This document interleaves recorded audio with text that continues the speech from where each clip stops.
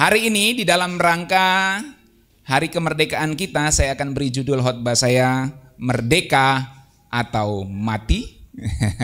Ada tanda tanyanya saudara ya, jadi matinya itu kayak ada di ayunnya gitu. Merdeka atau mati gitu. Jadi gambar ini dibuat dengan AI. Seorang pemuda Indonesia memegang bendera, memegang bambu runcing, ada bendera, lalu ada musuh yang ingin menyerangnya. Merdeka atau mati. Saudara lihat ada bayangan-bayangan hitam tuh, seperti zombie. Ini di sini nih ada gambarnya, mungkin nggak kelihatan ya. Ini juga zombie-zombie nih, ingin menyerang sang pendekar merah putih ini, saudaraku. Dia punya pilihan melawan atau mati, merdeka atau mati. Apa yang saya maksudkan? Mari kita lihat gambar ini lagi. Mirip saudaraku ya, tapi kali ini versi western ya. Pakai perisai gitu ya, versi barat-barat. Dia pegang pedang, ada salibnya tuh, tapi benderanya merah putih ya. Inilah hasil AI ya. Kemudian kita lihat lagi gambar ini. Nah, kalau saudara lihat gambar ini, apa yang ada di pikiran saudara? Gerilya waktu itu memperjuangkan sebuah kemerdekaan, kenyamanan. Ya. Jadi perjuangan bangsa kita untuk menghadapi penjajahan dengan mimpi bahwa satu kali kelak kita hidup di dalam kedamaian, kesejahteraan bagi seluruh rakyatnya. Gambar ini menarik sekali saudaraku ya. Nah ini juga, saudara perhatikan. Ada taman, hutan dari sisi kita. Kita melihatnya, kemudian ada kemah di situ, tenda itu. Kemudian perlahan ke sana mulai gerbang beton. Dan terakhir di sana ada yang namanya sebuah kota, city. From garden to city. Bisa dapat? Oke. Saudaraku, Alkitab menggambarkan sesuatu yang progresif. Dari gelap ke terang. Bumi belum berbentuk dan kosong, gelap gulita menutupi samudra raya. Lalu Tuhan berfirman, maka terang itu jadi. Dari gelap ke terang. From Eden to New Jerusalem. Dari Taman Eden, from garden to city. Dari taman ke kota. Di kitab Kejadian, manusia ditempatkan di Taman Eden, mengalami progresif, kemudian sampai nanti di langit baru, bumi baru. Di mana di situ tidak disebut lagi sebuah Garden of Eden, tapi sebuah city, sebuah kota. New Jerusalem. Yerusalem yang baru. Saudara lihat progres ini di dalam Alkitab. Lalu dalam sejarah bangsa Israel, kemah suci. Kemudian dari kemah yang tidak permanen, di Kanaan, di Yerusalem dibangun bait suci, temple. Ya. Dari tabernakel kemudian menjadi temple, sebuah bangunan permanen. Dan kemudian progres ke living temple, yaitu kita gerejanya. Sehingga Tuhan Yesus ngomong bahwa sudah tiba saatnya orang-orang tidak menyembah lagi Tuhan di Gunung Gerizim atau di Yerusalem di bait suci, tapi menyembah Bapa dalam roh dan kebenaran. Dia bicara a living temple, bait Allah yang hidup. Sehingga Rasul Paulus ngomong bahwa tubuhmu adalah bait Allah. Dan nanti di Yerusalem baru tidak disebutkan ada bait suci. Saudara cek kitab Wahyu pasal terakhir. Tidak ada lagi bait suci di situ. Sebab bait sucinya itu adalah New Jerusalem itu. Jadi sebuah gambaran progresif saudaraku yang ada di dalam Alkitab. So, apa yang kita mau tarik di sini? Kita melihat adanya perkembangan budaya. Semua bilang perkembangan budaya. Tuhan memerintahkan manusia pertama untuk berbudaya. Beranak cuculah, bertambah banyaklah, penuhilah bumi dan taklukkanlah itu. Ini kultural mandat.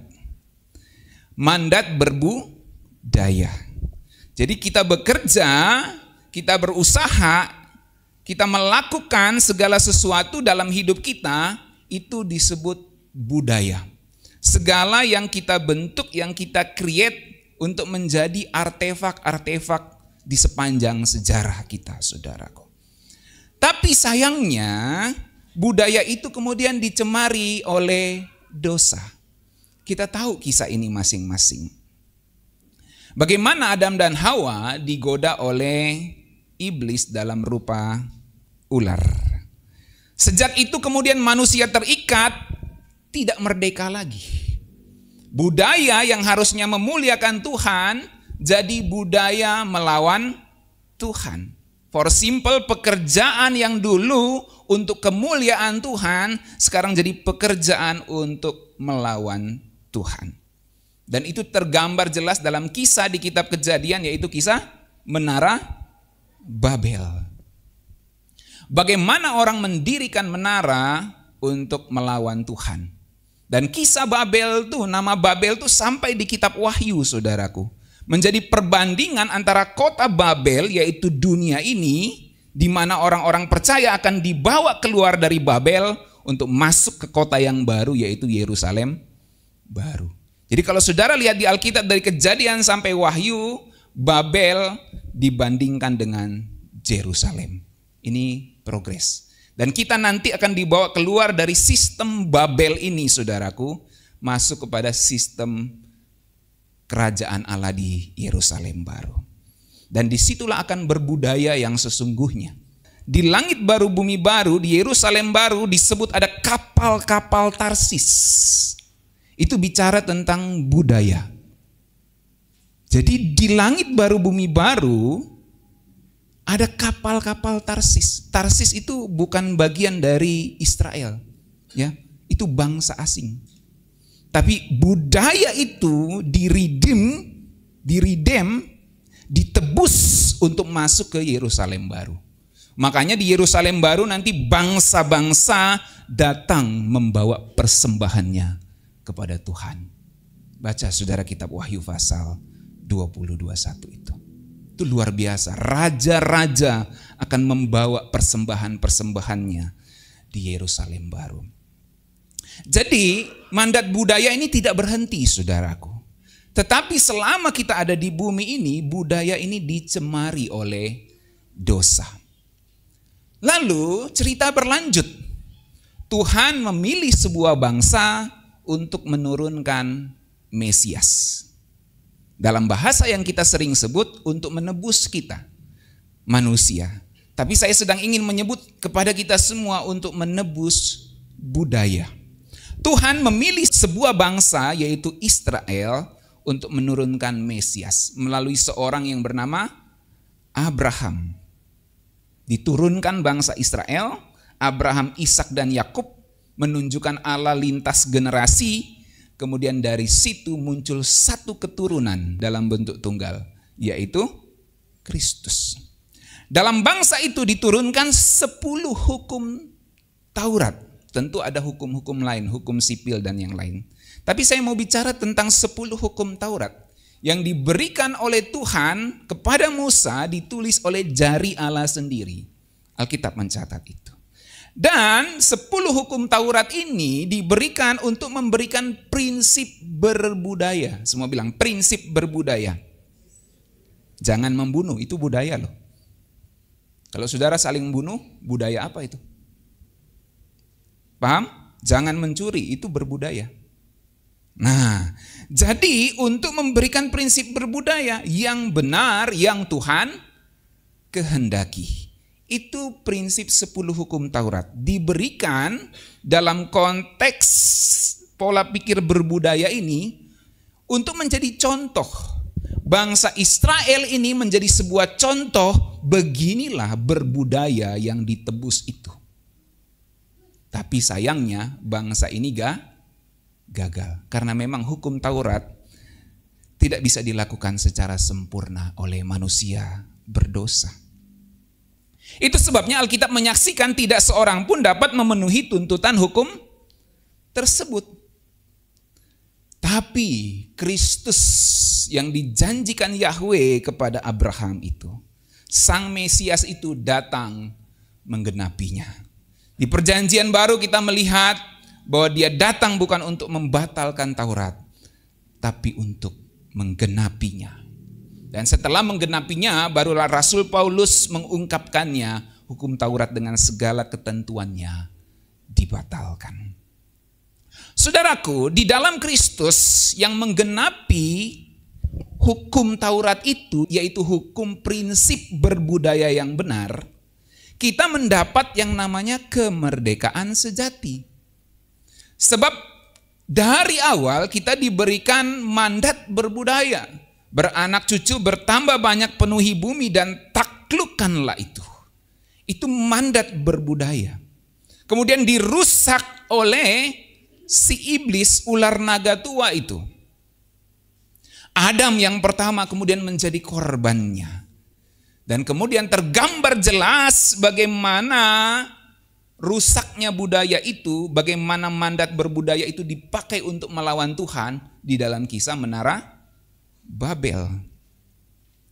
Dan akhirnya kita menemukan bahwa Kristus datang untuk menebus budaya itu. Jadi menebus budaya erat kaitannya dengan kemerdekaan sejati. Bagaimana orang dibebaskan dari dosa, dari keterikatan, dari budaya yang melawan Tuhan. Maka kemerdekaan untuk berbudaya itu artinya kemerdekaan berbudaya yang benar, yang baik adalah kemerdekaan untuk kita berbudaya seperti rancangan yang semula. Dan Kristus adalah contohnya, pribadi yang menggenapi Taurat. Contoh bagaimana seseorang berbudaya dengan benar adalah Kristus Yesus. Itu sebabnya Rasul Paulus dalam penginjilannya, dia mengatakan, aku bisa menjadi orang Yahudi untuk orang Yahudi. Aku bisa menjadi orang tak bersunat untuk orang tak bersunat. Karena aku hidup di bawah hukum Kristus. Ini budaya yang ditebus. Sudah bisa dapat perspektif ini, amin? Jadi kita bisa masuk kemana saja secara kontekstual. Karena Kristus itu adalah pribadi yang menebus setiap budaya di segala suku bangsa. Makanya Injil bisa masuk sampai ke tanah Papua. Makanya Injil bisa masuk sampai ke ujung Sumatera. Makanya Injil bisa masuk dari utara sampai ke selatan. Kenapa? Karena Injil itu menebus setiap budaya. Amin. Dan memberikan kemerdekaan yang sesungguhnya. Saudaraku, di dalam Alkitab dicatat setidaknya ada beberapa kemerdekaan, 6 yang saya berikan di sini. Merdeka dari dosa.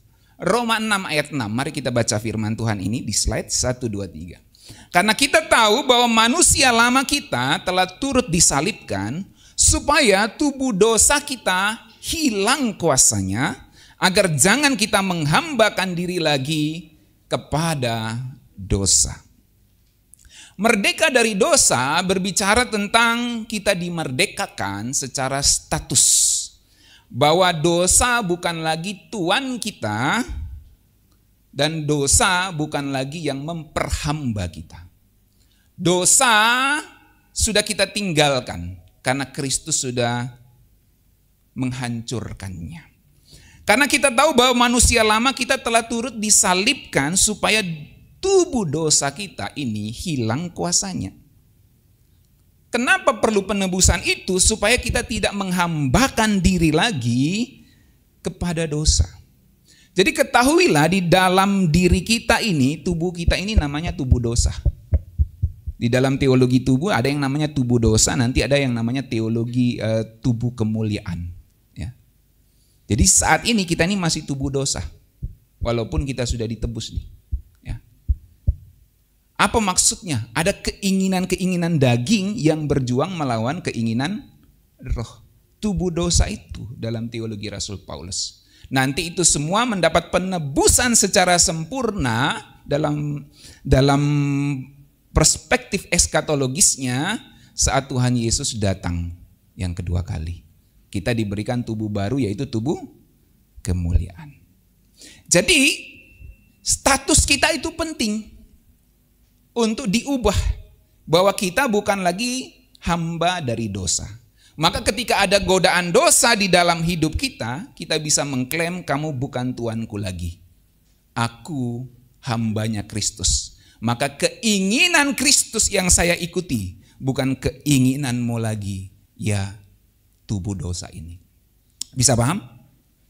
Jadi kalau ada keinginan daging, keinginan berdosa di dalam diri kita, kita bisa mengklaim, kamu bukan Tuanku lagi.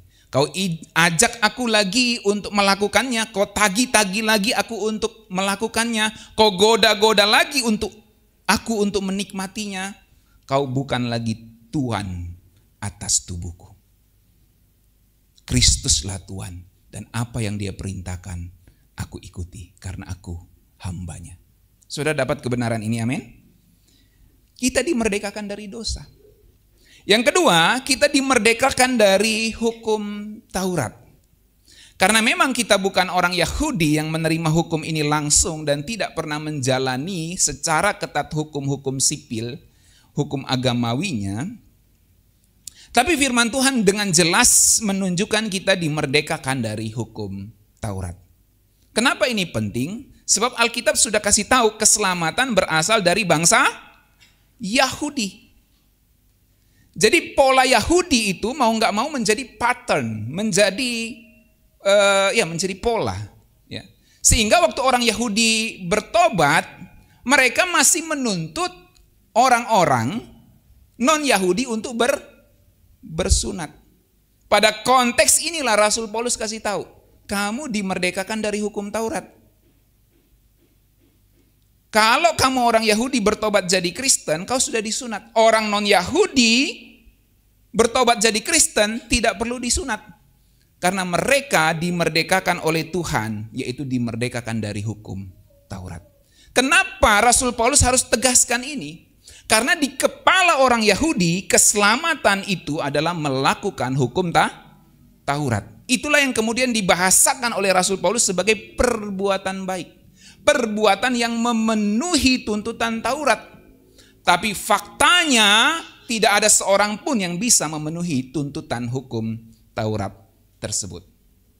Maka Kristuslah yang menggenapinya, dan di dalam Kristus kita dimerdekakan dari tuntutan hukum Taurat. Itu sebabnya orang Kristen boleh makan babi. Tegang betul dari tadi saudaraku ya. Kalau tidak, kita nggak boleh makan babi. Ini bukan soal babi saja, cuma ini contoh yang paling kayaknya langsung nendang gitu. Bukan soal babi aja saudaraku ya. Karena keselamatan berasal dari bangsa Yahudi. Orang Yahudi tidak makan babi. Kalau kita mau selamat nggak boleh makan babi. Kristus membebaskan kita dari tuntutan seperti itu. Nah, makanya kan ada perdebatan di Yerusalem soal makan atau tidak. Ya kan? Itu bukan perdebatan yang baru muncul. Itu perdebatan yang sudah dimulai sejak adanya gereja. Mari kita baca Galatia 5 ayat 1. Supaya kita sungguh-sungguh merdeka, Kristus telah memerdekakan kita. Karena itu berdirilah teguh dan jangan mau lagi dikenakan kuk perhambaan. Saudara baca ayat selanjutnya, itu tentang sunat. Ayat 2 dan selanjutnya. Jadi Rasul Paulus kasih tahu sama orang-orang Yahudi di Galatia, jangan kamu memaksakan orang-orang non-Yahudi yang sudah Kristen untuk disunat. Jangan menjadi batu sandungan soal sunat itu. Karena sunat yang sesungguhnya adalah sunat di hati. Maka merdeka dari hukum Taurat yang Rasul Paulus sedang ingin sampaikan di situ adalah berbicara tentang sumber keselamatan. Kalau merdeka dari dosa itu bicara tentang status, kita bukan hamba dosa lagi tapi hamba Kristus. Sekarang merdeka dari hukum Taurat hendak menegaskan sumber keselamatanmu bukan usaha manusia, tetapi anugerah Allah di dalam Kristus. Karena kalau tanpa anugerah Allah di dalam Kristus, untuk selamat cuma satu jalannya. Lakukan hukum Taurat secara sempurna. Itu satu-satunya jalan keselamatan. Sebelum datangnya Kristus. Bisa paham?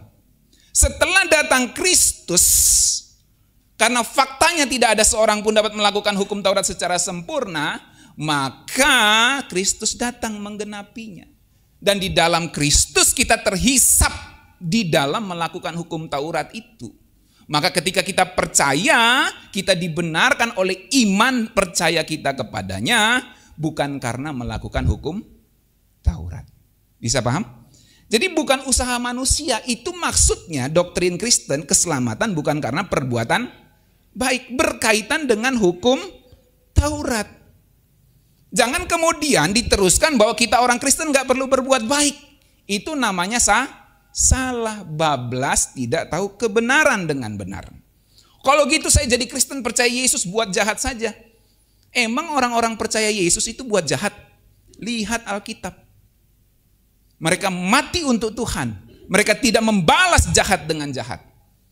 Itu orang-orang yang percaya Yesus. Jadi iman ditunjukkan dengan mempertaruhkan segenap hidup bagi Tuhan. Bukan malah buat jahat. Jadi kalau ada kita ngomong, kayak saya sudah percaya Yesus buat jahat aja masuk surga. Kau menghina pengorbanan Tuhan. Kau menghina salib yang menebus dirimu. Sudah bisa paham? Jadi ini yang disebut dimerdekakan dari hukum Taurat itu, saudaraku. Keselamatan bukan usaha manusia, tetapi anugerah Kristus. Dan inilah yang menjadi pembeda iman Kristen dengan semua agama di dunia ini. Tidak ada satu agama pun yang percaya ada seorang juru selamat yang menebus dirinya.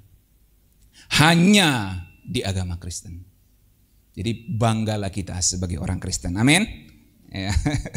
Yang ketiga, kita dimerdekakan dari iblis. Kolose 1 ayat 13 sampai 14. Ia telah melepaskan kita dari kuasa kegelapan dan memindahkan kita. Bukan cuma lepasin, tapi kita dibawa, dipindahkan ke dalam kerajaan anaknya yang kekasih. Di dalam dia kita memiliki penebusan kita, yaitu pengampunan dosa. Jadi apa yang ingin dibicarakan oleh firman Tuhan di sini? Dimerdekakan dari iblis bicara tentang otoritas rohani. Iblis tidak punya kuasa legal lagi atas orang percaya. Nggak bisa, saudaraku. Makanya orang Kristen yang sungguh-sungguh nggak bisa dirasuki setan. Orang Kristen yang sungguh-sungguh nggak bisa dirasuki setan. Karena otoritas rohani itu menjadi bagiannya. Merdeka dari iblis.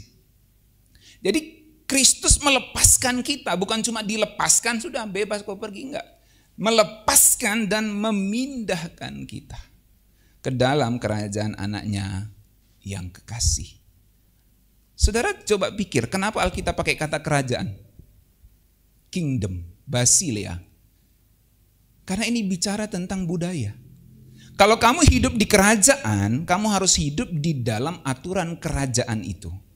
Kau hidup di sebuah negara, kamu harus hidup di dalam aturan negara itu. Tidak bisa kita hidup di Indonesia, hidup dengan aturannya Amerika. Tidak bisa, saudaraku. Jadi kalau kita hidup di kerajaan, maka kita hidup sesuai dengan aturan kerajaan Allah. Jadi kita dimerdekakan dari iblis. Dan kita bisa mengalami yang namanya dimerdekakan dari iblis itu kalau kita hidup di dalam etika moral kerajaan Allah. Yang keempat, kita dimerdekakan dari rasa takut, dari kecemasan, dari kegalauan kita. Mari kita baca, 1, 2, 3. Sebab kamu tidak menerima roh perbudakan yang membuat kamu menjadi takut lagi. Tetapi kamu telah menerima roh yang menjadikan kamu anak Allah. Oleh roh itu kita berseru, ya Aba, ya Bapa. Penebusan Kristus memerdekakan aspek psikologis kita, eksistensial kita, keberadaan jiwa kita. Tuhan tahu ada ketakutan, ada kecemasan di dalam diri kita. Makanya dia disebut imam besar yang merasakan kelemahan-kelemahan kita. ketakutan digantikan dengan kepastian kasih Bapa. Bapa pasti menyelamatkan anak-anaknya. Itu sebabnya disebutkan kamu tidak menerima roh perbudakan yang menjadikan kamu takut.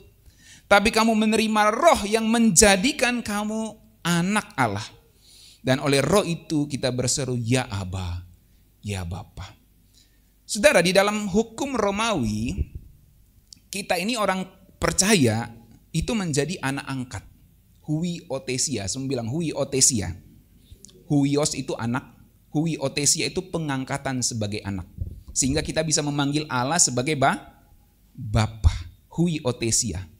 Nah, itu di dalam hukum Romawi, saudaraku, seorang bapak kalau mengangkat anak, ya, itu anaknya tidak bisa dibatalkan hak warisnya. Nggak bisa. Ya. Oleh pihak bapaknya. Itu sebabnya orang Kristen tuh punya doktrin kepastian keselamatan. Jadi kalau misalnya saya seorang bapak Romawi mengangkat anak. Ada anak kandung saya, ada anak luar yang saya angkat nih. Saya angkat anak angkat ini harus dapat warisan. Dan saya tidak bisa membatalkan warisan itu. Tidak bisa secara hukum Romawi. Sementara anak kandung saya sendiri, kalau dia bandel, saya bisa batalkan hak warisnya. Itu hukum Romawi. Makanya Rasul Paulus pakai kata huiothesia, pengangkatan sebagai anak. Untuk menunjukkan kepastian keselamatan itu. Tidak bisa dibatalkan hak warismu oleh Bapa di sorga sendiri. But ada kecualinya. Kecuali kamu sendiri yang membatalkan hak warisnya. Kecuali anak angkat itu sendiri yang membatalkan hak warisnya. Sebandel-bandelnya anak itu dari pihak Bapa tidak bisa membatalkan hak warisnya. Tapi anak itu bisa membatalkan hak warisnya sendiri. Itu hukum Romawi. Makanya dari pihak Tuhan kepastian keselamatan itu pasti. Tapi masalahnya engkau hidup sebagai anak atau tidak. That's the problem, saudaraku. Dan hukum akan melihat itu. Dia pantas enggak hidup sebagai anak dari Bapa ini. Hukum akan melihat itu. Dan pada batas tertentu dia disebut dibatalkan hak warisnya. Oleh hukum itu sendiri, bukan oleh bapaknya. Bisa paham? Itu sebabnya ada kepastian keselamatan. Makanya firman Tuhan tegas mengatakan, kamu tidak menerima roh perbudakan. Kamu diangkat sebagai anak. Dan itu membuat kamu tidak takut lagi. Ada hak waris memerintah bersama Kristus di kerajaan Bapa di sorga. Makanya di dalam 1 Yohanes 4, di dalam kasih tidak ada ketakutan. Ketakutan akan hari penghakiman. Gak ada ketakutan di dalam Kristus. Di dalam Sang Anak Tunggal Bapa tidak ada lagi ketakutan. Di dalam Sang Anak Tunggal Bapa kita terhisap diangkat menjadi anak-anak Bapa di sorga. Dan tidak ada lagi ketakutan akan hari penghakiman.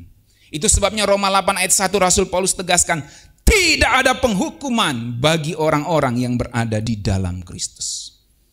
Jadi benar-benar kita dimerdekakan dari rasa takut. So masalahnya adalah apakah kita hidup sebagai anak-anak Bapa itu. Bilang kiri kananmu, kau hidup enggak sebagai anak Bapa? Pantas enggak hidupmu sebagai anak Bapa? That's the problem, saudaraku. Ya. Yang kelima, kita merdeka untuk mengasihi. Kita baca yuk, 1, 2, 3. Saudara-saudara, memang kamu telah dipanggil untuk merdeka. Tetapi janganlah kamu mempergunakan kemerdekaan itu sebagai kesempatan untuk kehidupan dalam dosa. Melainkan layanilah seorang akan yang lain oleh kasih. Jadi kita dimerdekakan untuk mengasihi. Bukan untuk malah saling menggigit dan membenci. Ini bicara tentang relasional kita. Kebebasan itu dipakai untuk melayani. Bukan untuk diri sendiri. Kemerdekaan diberikan oleh Tuhan kepada bangsa kita. Bukan supaya pejabat-pejabat memperkaya dirinya sendiri, tidak melayani rakyatnya. Apalagi sekarang lagi heboh nih. Naik pajak nih kan. NJOP, PBB itu wah ribut saudaraku. Di Pati sudah bergejolak ya 250%. Di Cirebon 1000% rupanya kebijakan dari pemerintahan sebelumnya. Ya. Rakyat berteriak, inikah merdeka yang sesungguhnya? Maka firman Tuhan mengingatkan kita, ada kemerdekaan di dalam Kristus. Kemerdekaan itu untuk kita hidup saling mengasihi. Jangan kemerdekaan itu digunakan untuk saling menggigit, saling membenci. Nanti kita sakit sendiri, saudaraku. Yang keenam, merdeka untuk menjadi kudus. 1 Petrus 2 ayat 16, 1, 2, 3. Hiduplah sebagai orang merdeka dan bukan seperti mereka yang menyalahgunakan kemerdekaan itu untuk menyelubungi kejahatan-kejahatan mereka, tapi hiduplah sebagai hamba Allah. Hiduplah sebagai hamba Allah, saudaraku. Ya Allah nggak apa-apa, itu kan bahasa Indonesia ya. Hiduplah sebagai hamba Allah. Kamu dimerdekakan, jangan salah gunakan kemerdekaan itu untuk menyelubungi kejahatan. Apalagi orang berjubah kerohanian ya, pakai jubah agama untuk melakukan kejahatan gitu. Nah ini bahaya saudaraku. Kita dimerdekakan itu untuk menjadi kudus, bukan untuk menutupi atau memakai topeng sehingga kejahatan-kejahatan kita jadi terselubung. Ini bicara tentang etis dan moral. Kemerdekaan dipakai untuk kesucian, bukan untuk kebebasan yang liar. Kan orang berpikir gini, merdeka itu apa sih esensinya? Merdeka itu bukan cuma soal perasaan, tapi bagaimana kita menghidupi kemerdekaan itu. Ya. Kalau merdeka hanya soal bebas, orang bisa liar. Kemerdekaan itu bukan hanya soal bebas, tapi soal tanggung jawab menghidupi kemerdekaan itu. Karena kalau sekedar merdeka jadi liar, saudaraku. Tapi ada tanggung jawab yang diberikan. Itu sebabnya orang-orang yang mengikut Kristus dimerdekakan, tapi tidak jadi liar. Karena ada tanggung jawab yang diberikan, yaitu untuk memberkati dunia ini dengan Injil. Saudaraku, kemerdekaan ini menjadi syarat untuk kita bisa berbudaya sesuai rancangan Tuhan. Mari ikuti alur berpikirnya. Dari awal saya bicara tentang budaya, saudaraku. Jadi kemerdekaan dari dosa, kemerdekaan untuk mengasihi, kemerdekaan untuk hidup kudus, semua itu supaya kita bisa hidup berbudaya sesuai rancangan Tuhan. Semua bilang berbudaya sesuai rancangan Tuhan. Jadi apabila anak itu memerdekakan kamu, kamu pun benar-benar merdeka. Yohanes 8 ayat 36. Sebab Tuhan adalah roh dan di mana ada roh Allah, di situ ada kemerdekaan. 2 Korintus 3 ayat 17. Jadi sudah clear, sudah jelas kita diberikan kemerdekaan itu. Itulah status kita. Sekarang pertanyaannya gimana kita menjalani status merdeka itu? Dan itu adalah perjuangan kita. Saudaraku, musuh nggak punya otoritas atas kita. Tapi bukan berarti musuh nggak bisa ganggu kita. Kita punya kedaulatan sebagai negara kesatuan Republik Indonesia. Kita punya otoritas atas bangsa kita. Tapi itu bukan berarti negara lain tidak bisa ganggu kita. Bisa paham? Ini lagi ribut nih Malaysia sama Indonesia soal apa? Nama pulau itu ya, nama apa itu? Laut ya. Laut Sulawesi sama laut apa itu? Ada yang ngikutin nggak? Nih Malaysia sama Indonesia nih lagi ribut nih soal laut nih. Belum lagi yang soal klaim-klaim budaya yang dulu itu kan. Reok lah, macam-macam gitu kan. Batik lah, itu kan diperebutkan tuh. Ini bicara kedaulatan, saudaraku. Jadi musuh nggak punya otoritas atas kita sebab kita punya kedaulatan di dalam Kristus. Tapi tidak berarti musuh itu tidak bisa ganggu kita. Musuh bisa ganggu, iblis masih bisa ganggu walaupun dia tidak punya otoritas atas hidup kita. Tapi dia masih bisa ganggu. So, kalau kita sudah jadi orang Kristen bukan berarti tidak bisa diganggu iblis. Makanya Rasul Petrus ngomong, sadarlah dan berjaga-jagalah lawanmu si iblis. Dia nggak punya otoritas atas hidupmu. Tapi bukan berarti dia nggak bisa ganggu kamu. Lawanmu si iblis berjalan seperti singa yang mengaum-ngaum mencari orang. Siapa orang di sini? Kau dicari iblis. Orang yang dapat ditelannya, saudaraku. Jadi bukan berarti kita nggak bisa diganggu. Kita punya status merdeka, tapi kita masih bisa diganggu. Makanya kan saya sudah Kristen, Pak. Saya sudah dimerdekakan dari dosa. Benar, kamu dimerdekakan dari dosa. Tapi tidak berarti keinginan daging itu tidak menggoda kamu. Makanya nanti ada yang disebut kemerdekaan dalam aspek eskatologis. Di mana tidak ada lagi dosa. Di kitab Wahyu disebut tidak ada lagi laknat di sana. Itu nanti di langit baru, bumi baru. Jadi nanti di sorga, di langit baru, bumi baru, tidak ada lagi orang buat dosa. Karena nggak ada lagi laknat di sana, saudaraku. Itu sudah rule-nya yang Alkitab kasih tahu. Jadi pertanyaannya bukan lagi apakah kita sudah merdeka, tapi apa yang kita lakukan dengan kemerdekaan itu. Kita sudah merdeka. Kalau kita orang-orang yang percaya kepada Kristus secara sungguh-sungguh, kita sudah merdeka. Tapi pertanyaan selanjutnya adalah apa yang akan kita lakukan dengan kemerdekaan itu? Apakah kita akan terus-menerus berbuat dosa? Atau kita melakukan kehendak Tuhan yang memerdekakan kita. Itu sebabnya saya catat lagi di sini, soal merdeka atau mati sudah diselesaikan oleh Kristus. Judulnya tadi kan merdeka atau mati. Itu sudah diselesaikan oleh Kristus. Sekarang persoalannya adalah kita merdeka untuk apa? Karena merdeka atau mati itu sudah diselesaikan oleh Kristus. Kamu benar-benar merdeka kalau anak itu memerdekakan kamu. Di mana ada roh Allah, di situ ada kemerdekaan. So pertanyaannya, kalau kamu mengaku Kristen, kamu dimerdekakan untuk apa? Apakah untuk jadi koruptor? Apakah untuk bikin susah rakyat kecil dengan segala kebijakan-kebijakannya? Atau untuk kamu bisa bebas buat dosa? Untuk apa kita dimerdekakan, saudaraku?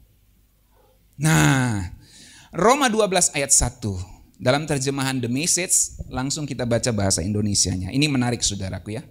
Jadi bagaimana kita menjalani hidup yang penuh kemerdekaan itu? Alkitab tuh memberikan sesuatu yang simple banget, yang relate banget dengan hidup kita sehari-hari. Bukan di awan-awan, contohnya itu yang gak jelas, saudara. Alkitab tuh detail banget. Ini terjemahan bahasa Inggris The Message ya, versi parafrase. Tapi coba kita baca ya. Dalam bahasa Indonesianya 1, 2, 3. Jadi inilah yang saya ingin Anda lakukan. Semoga Tuhan menolong Anda. Lakukanlah kehidupan sehari-hari Anda yang biasa, Nggak aneh-aneh, yang biasa. Lanjut, dikasih contoh. Tidur, makan, pergi bekerja, dan berjalan-jalan. Traveling pun dikasih contoh loh. Lalu, dan serahkan semuanya kepada Tuhan sebagai persembahan. Tuhan tidak anti kita traveling, tidak anti. Ya. Tuhan mau juga kamu hidup bahagia, menikmati berkat-berkat Tuhan. Tapi serahkan semuanya kepada Tuhan. Itu hidup di dalam kemerdekaan. Baik kamu makan atau minum, kamu lakukan semua untuk kemuliaan Tuhan. Tuhan nggak aneh-aneh. Baik kamu bisnis kripto atau bisnis Bitcoin, nggak kayak gitu karena belum ada zamannya. Baik kamu makan atau minum, sesuatu yang semua orang pasti lakukan. Ada di sini yang nggak pernah makan dan minum. Tapi ada di sini yang bisnis kripto, nggak semua, belum tentu semua ada. Jadi Tuhan Yesus dan para rasul kasih contoh yang paling saudara bisa lakukan sehari-hari, makan dan minum, tidur, jalan-jalan. Lakukan semua itu, bawa semuanya kepada Tuhan. Karena setiap perbuatanmu itu artefak budaya. Semua bilang, perbuatanku artefak budaya. Itu jadi budaya loh. Jadi budaya itu. Kita dipanggil untuk menaklukkan bumi, bukan hanya meng-create sesuatu, tapi kelakuan hidup kita itu menjadi budaya.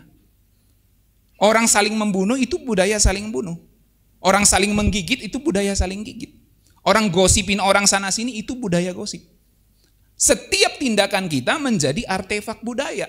Kita mau tinggalin artefak budaya yang mana di dunia ini? Sekarang kita sebagai umat tebusan Sang Mesias yang menebus budaya itu, maka setiap perbuatan kita, baik makan, minum, tidur, pergi bekerja, berjalan-jalan, harus menjadi tindakan yang menyenangkan hati Tuhan. Lalu selanjutnya kita baca merangkul 1, 2, 3. Merangkul apa yang Tuhan lakukan untuk Anda adalah hal terbaik yang dapat Anda lakukan untuknya. Rangkul itu dekat-dekat. Kehendak Tuhan, apa yang Tuhan mau dirangkul dekat-dekat. Jangan apa yang iblis mau kamu pergi peluk. Oh, ini yang iblis mau, ini yang setan mau, ini yang keinginan daging mau. Keinginan roh kamu buang jauh-jauh. Jangan begitu. Itu namanya kamu tidak hidup di dalam budaya kemerdekaan. Kamu masih hidup di dalam manusia lama, in other word di dalam budaya manusia yang berdosa.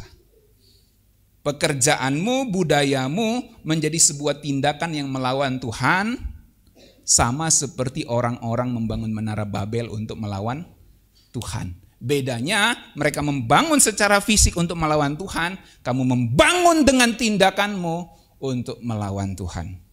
Itu semua budaya. Sudah bisa dapat sampai sini? Kita baca ayat 2-nya. Itu sebabnya di ayat 2, di dalam terjemahan yang biasa, janganlah kamu menjadi serupa dengan dunia ini, berubahlah oleh pembaharuan budimu. Dalam terjemahan The Message ini saya senang sekali. Saudara baca. Jangan terlalu menyesuaikan diri dengan budaya Anda, sehingga Anda langsung masuk ke dalamnya tanpa berpikir. Karena budaya kita ini itu anugerah Tuhan tapi sudah dicemari oleh dosa. Makanya ada budaya-budaya penyembahan berhala. Itu harus ditinggalin. Amin. Jangan terlalu menyesuaikan diri dengan budaya Anda sehingga Anda langsung masuk ke dalamnya tanpa berpikir. Kalau untuk Gen Z sekarang, lihat orang joget-joget nari, kamu ikut-ikut saja tanpa mikir. Bukan berarti nggak boleh joget-joget. Maksudnya adalah mikir, ini untuk apa? Apakah untuk cuma eksis? Dan mikir apakah itu jadi berkat bagi orang? Karena setiap tindak tandukmu, setiap postinganmu menjadi artefak budaya untuk generasi selanjutnya. Kalau Tuhan belum datang, kamu nanti punya anak-anak, internet semakin canggih, mereka bisa lihat semua riwayat media sosialmu. Mamaku begini dulu, nari-nari ndak jelas. Papa aku begini dulu, posting-posting ndak jelas gitu. Semua tindak tanduk kita menjadi artefak budaya. Apalagi generasi digital sekarang. Ya. Semua jejak digitalmu itu tidak bisa dihapus, bisa dilacak. Jadi algoritma menawarkan segala sesuatu dan kamu bisa mengikutinya. Apakah kamu mengikutinya tanpa mikir? Jangan terlalu menyesuaikan diri dengan budayamu sehingga kamu langsung masuk ke dalamnya tanpa berpikir. Semua bilang mikir. Semua bilang mikir sebelum posting. Mikir sebelum posting ya. Untuk anak-anak muda ini. Kalau orang tua biasa pertimbangannya sudah cukup matang gitu ya. Ini anak-anak muda ini yang suka posting aneh-aneh nih. Oke, baca selanjutnya 1, 2, 3. Sebaliknya, pusatkan perhatian Anda kepada Tuhan. Kita lebih asik lihat HP, scroll-scroll, atau lebih asik duduk tenang di hadirat Tuhan? Yo. Coba ingat, terakhir kali kapan kita berdiam diri di hadapan Tuhan tanpa gadget, tanpa musik? Hening di hadapan Tuhan. Diam dan ketahuilah bahwa akulah Tuhan. Masalah dari generasi sekarang adalah ketika terlalu banyak lihat layar, distraksi, kebisingan digital di pikirannya membuat generasi sekarang tidak bisa hening. Itu penyakit. WHO bilang, ya, kecanduan digital, ya, itu membuat orang kesepian. Dan kesepian, orang yang mengalami kesepian, resikonya sama seperti orang yang merokok 15 batang setiap hari. Cari penelitiannya di Google. Saya sedang nulis buku itu soalnya. Saudara bisa lihat tuh, ngeri saudara ya. Kalau saudara terlalu banyak lihat layar, semakin bising di hatimu, di pikiranmu, semakin kesepian dirimu. Sudah ada penelitiannya. Banyak orang semakin kesepian justru di era yang orang semakin terhubung. Semakin kita bisa terhubung, semakin kita kesepian. Semakin kita terkonek, semakin kita kesepian. Dan kesepian membawa penyakit. Dan itu sudah jadi penyakit. Saudara cek WHO. Kesepian itu sudah jadi penyakit. Dan itu banyak orang mengalaminya. Dan efeknya sama seperti kita merokok 15 batang sehari. Ngeri saudara ya. Jadi belajar untuk hening di hadirat Tuhan. Amin. Memang masalahnya adalah, tapi kan kita lihat HP ikut doa pagi juga Pak, live streaming. Ya cukup itu aja, jangan terlalu lama. Sebaliknya pusatkan perhatianmu kepada Tuhan. Kamu akan diubahkan dari dalam keluar. Dari dalam keluar. Inside out. Dari dalam keluar kita diubah. Kenali dengan segera apa yang Tuhan inginkan darimu dan tanggapilah dengan cepat. Gitu. Lalu selanjutnya masih ayat 2. Tidak seperti budaya di sekitarmu yang selalu menyeretmu ke tingkat ketidakdewasaannya.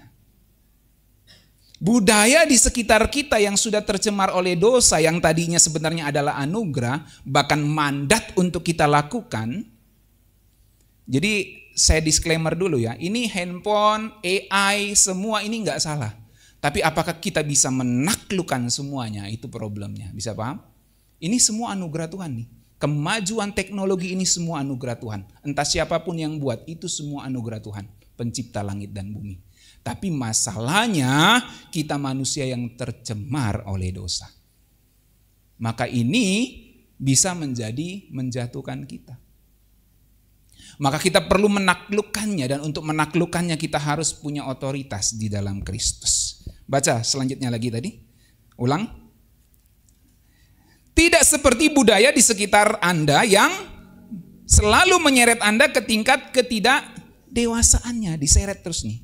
Tuhan mengeluarkan yang terbaik dari diri Anda, mengembangkan kedewasaan yang terbentuk dengan baik dalam diri Anda. Beda dengan Tuhan, dunia ini, budaya dunia ini seret kamu sampai kamu gak dewasa nih. Sampai kamu tidak bisa hening berdiam diri di hadirat Tuhan. Tapi Tuhan mengeluarkan yang terbaik dalam dirimu, dari dalam keluar, inside out, mengembangkan kedewasaan yang terbentuk dengan baik dalam dirimu. Itu bedanya budaya dunia dengan budaya yang Tuhan bawa. Amin.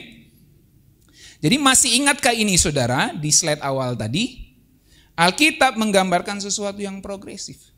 Dari gelap ke terang, dari taman ke kota, from garden to city, from Eden to New Jerusalem, dari kemah suci ke bait suci, sampai a living temple, sampai nanti Yerusalem baru, di langit baru, bumi baru. Intinya ada perkembangan budaya. Dan Tuhan memerintahkan manusia pertama untuk berbudaya. Budaya yang kita bawa adalah budaya kerajaan sorga. Semua bilang budaya kerajaan sorga. Adat istiadat sorga. Itulah yang akan mengubah kehidupan banyak orang, saudaraku. Mengubah kehidupan kita, mengubah kehidupan banyak orang.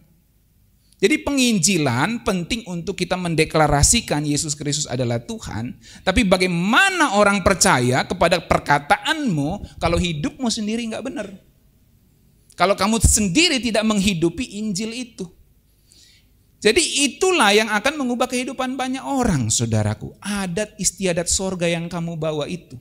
Makanya di nyanyian kemenangan iman nomor 272, sayangnya saya nggak tahu lagunya. Tapi saya tahu ada teks itu. Indah tahu nggak lagu ini Indah? NKI 272. Menurut kehendak Tuhan itulah adatnya sorga. Dia bicara tentang lahir baru di situ. Ya, firman berinkarnasi juga. Tapi nanti di teks NKI 272 itu, menurut kehendak Tuhan, itulah adatnya sorga. Jadi sorga tuh punya adat, semua bilang sorga punya adat. Sorga tuh punya adat istiadat, punya budaya. Budayanya adalah melakukan kehendak Tuhan. Ya, Indah tahu nggak lagunya? Nggak tahu ya, memang kayaknya jarang dinyanyiin tuh. Nggak tahu Pak Pendeta Immanuel tahu nggak? Nggak tahu juga. Matius 5 ayat 16 kita baca. 1, 2, 3. Demikianlah hendaknya terangmu bercahaya di depan orang supaya mereka melihat perbuatanmu yang baik dan memuliakan Bapamu yang di sorga. Ini adatnya sorga, saudaraku. Dalam terjemahan The Message, baca lagi. Sekarang setelah aku menempatkanmu di puncak bukit, mari kita baca dalam paradigma kemerdekaan. Setelah aku memerdekakan kamu, setelah aku menempatkan kamu di puncak bukit, di atas tempat lilin, tempat pelita terang maksudnya, maka disebut apa? Bersinarlah. Kalau saya sudah memerdekakan kamu, bersinarlah, hiduplah seperti orang merdeka, yang benar-benar merdeka di dalam Kristus. Maka dikasih tahu, so tindakannya apa? Contoh-contoh sederhana ini di zaman dulu. 1, 2, 3. Bukalah rumahmu, bermurah hatilah dengan hidupmu. Dengan membuka diri kepada orang lain, engkau akan mendorong orang lain untuk terbuka kepada Tuhan Bapa Surgawi yang murah hati ini. Jadi orang Kristen itu tidak boleh pelit, nggak boleh. Contoh-contoh dari zaman dulu itu sudah dikasih tahu. Bukalah rumahmu, bermurah hatilah dengan hidupmu. Dengan membuka diri kepada orang lain, engkau mendorong orang lain untuk terbuka kepada Tuhan. Ini perkataan Tuhan Yesus langsung loh. Tidak ada seorang pun menaruh pelita di bawah gantang.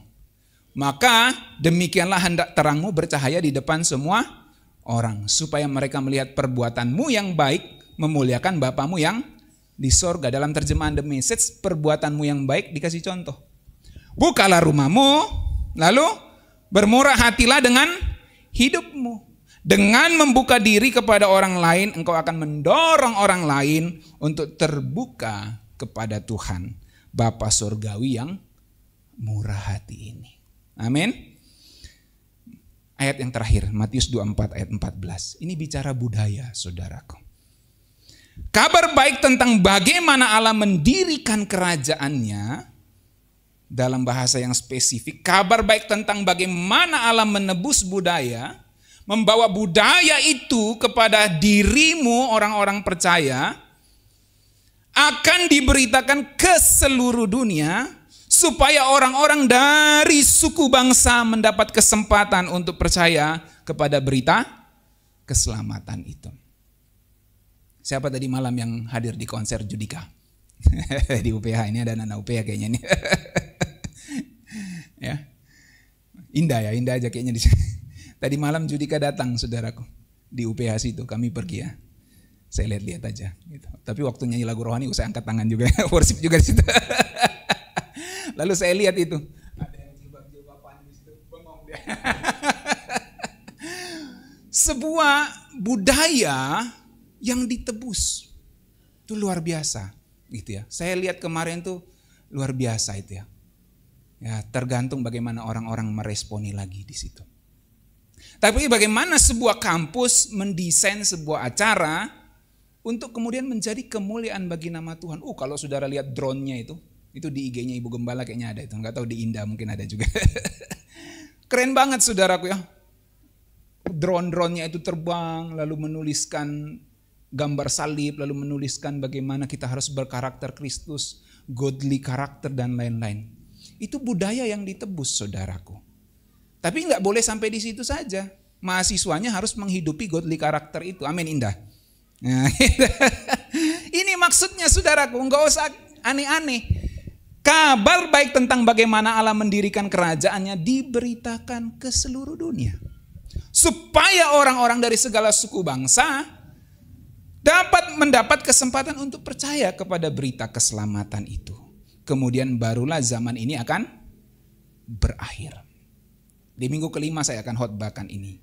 Matius 24 ayat 14. Pemberitaan Injil ke seluruh dunia. Jadi bagaimana kita memberitakan Injil bukan hanya dengan ngomong Yesus itu adalah Tuhan, itu pasti, itu harus, itu deklarasi Injil. Tapi hidupmu harus memancarkan terang Injil itu. Supaya orang-orang melihat perbuatanmu yang baik, memuliakan Bapamu yang di sorga. Dengan itulah Injil dapat diberitakan sampai semua bangsa percaya kepada berita keselamatan itu. Gak usah aneh-aneh. Hidupmu hari-hari jadi artefak budaya di mana orang lihat apakah Tuhanmu benar atau tidak. Amin. Mari kita berdoa.